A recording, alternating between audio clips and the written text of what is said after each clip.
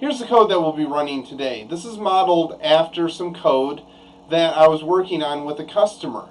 Their challenge was that it would take 45 seconds for the wind tunnel to recharge before they could do the second run of it, and they would be doing run after run all day.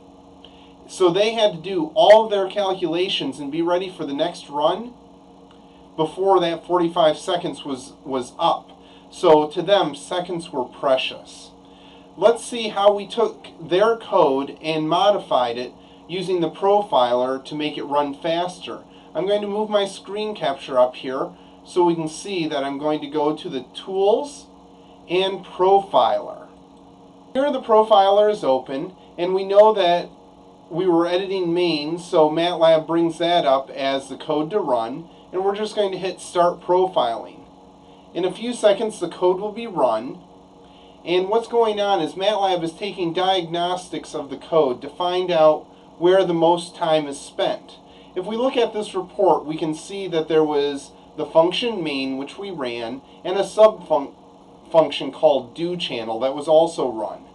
Due to the screen resolution, I'm going to have to scroll over to see the rest of this chart.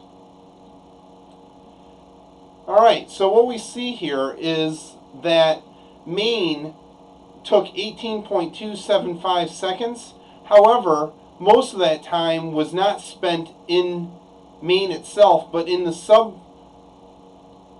called doChannel. So that's really where all of our bottleneck must be.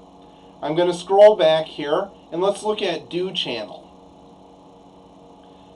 Okay, when we look at this, it's going to be difficult at this screen resolution, but we can see that there is a bunch of lines where the most time was spent, and if we scroll over to the right, we can see the time plot.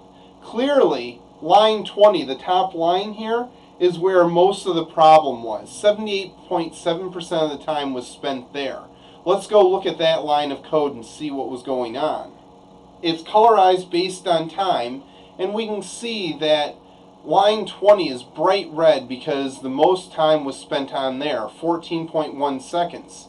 If we scroll down a little bit, we can see that 2.4 seconds barely shows up as pink because so much time was spent on line 20. So clearly that's where we need to spend our time optimizing.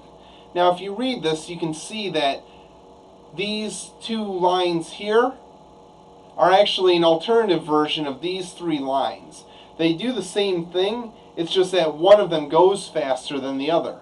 So the profiler makes that very clear, and so I know that I need to get rid of line 20. It is not as good as lines 25 and 26. So that's how I can make those decisions. And it shows me where I need to spend my time updating my code. Okay, I hope this was helpful to you. There's a lot of other tools in the profiler that you would want to use, like mlint and so on. But I just wanted to give you a quick idea of how you can use the profiler to improve upon your code.